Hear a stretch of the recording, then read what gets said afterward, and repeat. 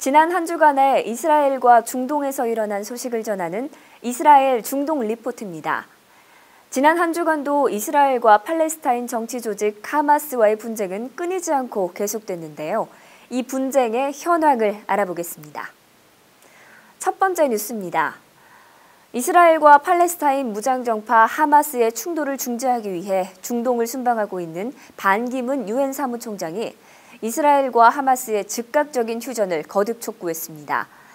반 총장은 현지 시간으로 22일 이스라엘 텔아비브에서 현지 TV로 생중계된 베냐민 네타냐후 총리와 행한 공식 기자회견에서 이스라엘과 팔레스타인을 향한 내 메시지는 언제나 같다면서 양측은 충돌을 중단하고 즉각 대화를 시작하라라고 말했습니다. 반 총장은 또 양측의 분쟁의 근본적인 원인을 떠안고 앞으로 6개월 또는 1년 뒤 같은 자리에 돌아가지 않도록 해야 한다고 강조했습니다. 이는 이스라엘과 팔레스타인의 두 국가 해법을 지지하는 발언으로 해석됩니다.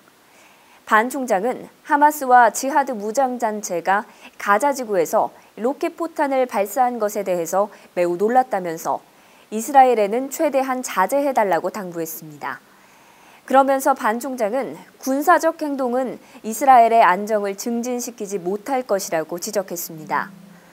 네타냐후 총리는 이스라엘과 팔레스타인 간 충돌의 책임을 하마스에 지우면서 공습을 지속하겠다는 뜻을 밝혔습니다.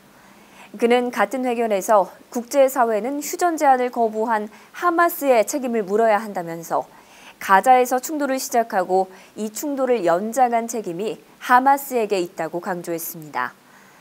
그는 또 가자의 안정을 되찾는 목표를 달성할 때까지 하마스를 계속 공격할 것이라면서 가자에서 이스라엘로 로켓 포탄이 더는 발사되지 않도록 하겠다고 말했습니다.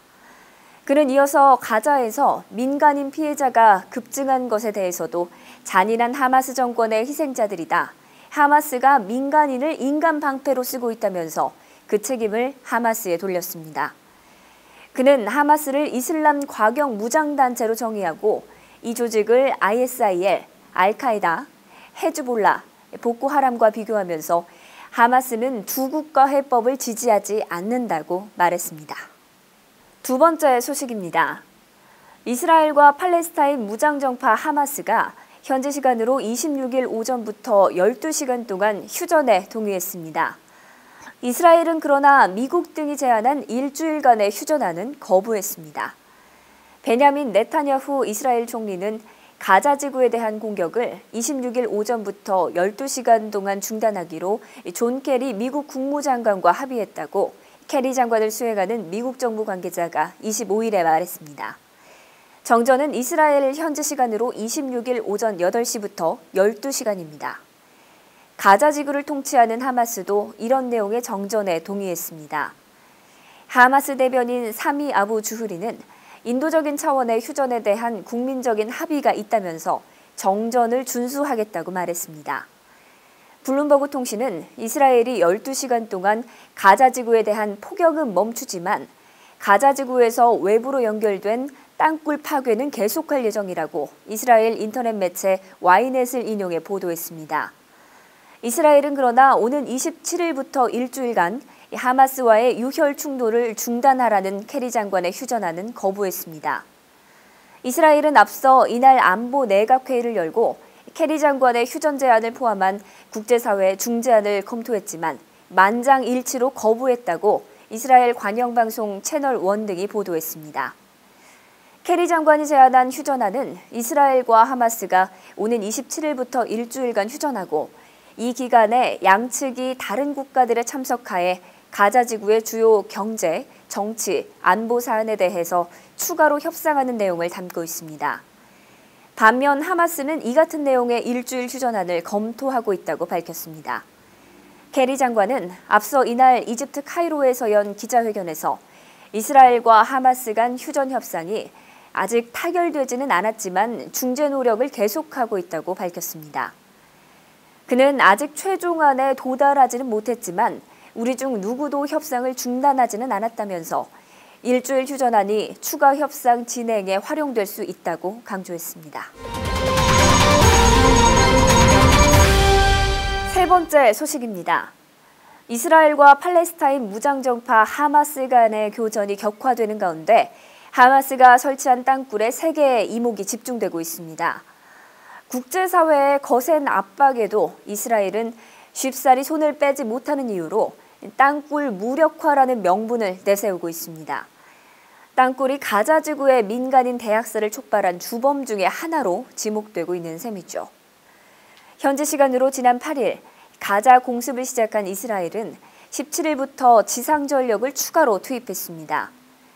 땅굴을 공습만으로 파괴하는 것은 한계가 있다는 판단에서인데 최대 깊이 27m에 이르는 땅굴은 과거 주민들이 생필품을 조달하는 통로로 사용돼 왔지만 지금은 하마스가 이스라엘에 잠입하는 공격 루트로 주로 활용됩니다.